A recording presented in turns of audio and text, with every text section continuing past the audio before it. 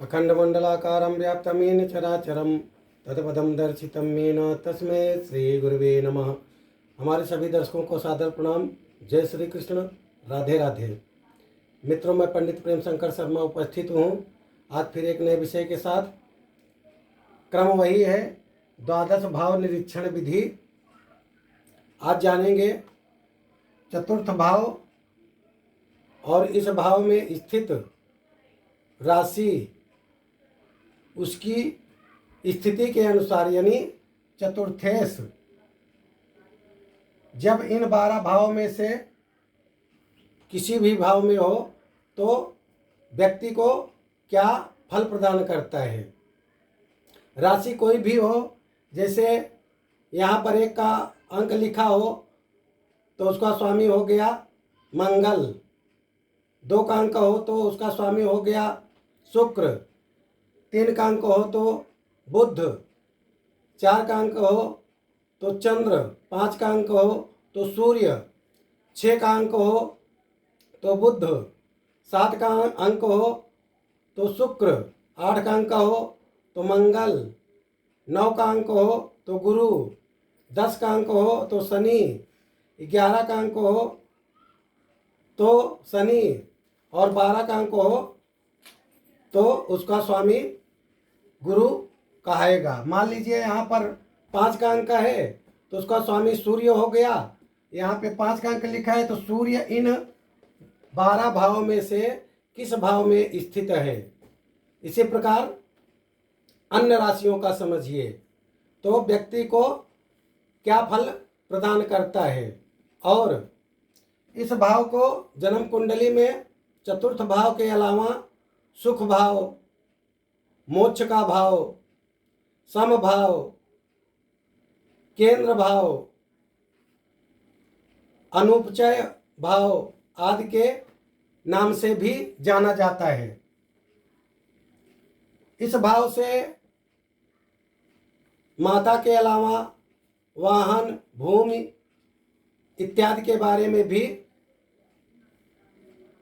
जानकारी प्राप्त होती है ग्रहों की स्थिति के अनुसार।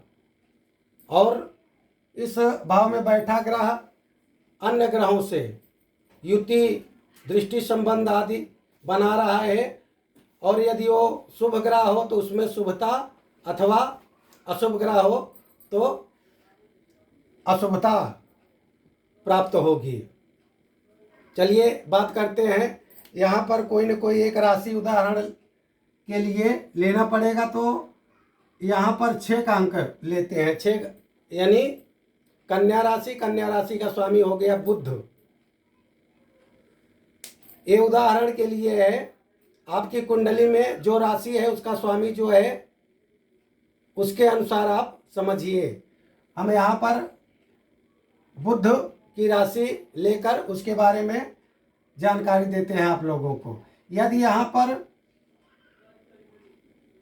बुध की राशि है, यानी 6 का अंक लिखा हो तो उसका स्वामी बुध हो गया कन्या राशि का।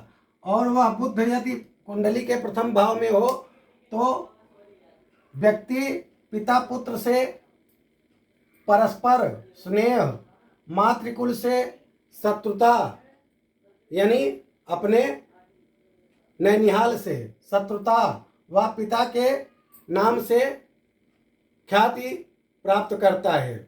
और यदि चतुर्थेश द्वितीय भाव में हो तो अशुभ ग्रह हो तो पिता का विरोधी, व शुभ ग्रह हो तो पिता का पालन करने वाला और उसके उपार्जित धन से सुखी होता है व्यक्ति।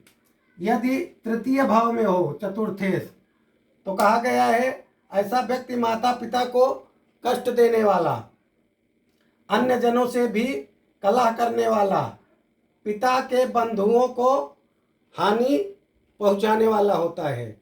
और यदि चतुर्थेश चतुर्थ भाव में स्थित हो तो ऐसा जातक वाहन, घर, भूमि से युक्त, विख्यात, पिता को सुख देने वाला, धर्मात्मा, सुखी एवं धनवान होता है। यदि चतुर्थेश पंचम भाव में हो तो कहा गया है कि ऐसा व्यक्ति पिता से सुख पाने वाला, दीर्घायु, सत्कर्म करने से प्रसिद्धि प्राप्त करने वाला, पुत्रवान व पुत्र को सुख देने वाला होता है। और यदि चतुर्थेश जन्म कुंडली के षष्ठम भाव में हो तो कहा गया है ऐसा व्यक्ति यदि पाप ग्रह हो तो माता के धन को नष्ट करने वाला, पिता के दोष को देखने वाला तथा शुभ ग्रह हो तो व्यक्ति धन संग्रह करने वाला होता है। और यदि चतुर्थेश जन्म कुंडली के सप्तम भाव में हो तो कहा गया है कि यदि पाप ग्रह हो तो उसकी स्त्री ससुर की सेवा नहीं करने वाली, शुभ ग्रह हो तो सास ससुर की सेवा करने वाली, मंगल व शुक्र यदि चतुर्थेश हो तो उसकी स्त्री कलाओं को जानने वाली होती है। इस भाव का कारक ग्रह, चतुर्थ भाव का कारक ग्रह शुक्र एवं चंद्रमा कहा गया है। यदि यह भाव शुक्र अथवा चंद्रमा से संबंध, दृष्टि संबंध अथवा युति रखता हो तो व्यक्ति के शुभता में, मातृ सुख, वाहन, भूमि आदि की शुभता में जो है बढ़ोतरी करता है। बात करते हैं अष्टम भाव। यदि चतुर्थेश इस भाव में, अष्टम भाव में तो कहा गया है कि ऐसा व्यक्ति क्रूर स्वभाव वाला, रोगी अथवा दरिद्र, कुकर्मरत तथा सतत मरने की इच्छा करने वाला होता है।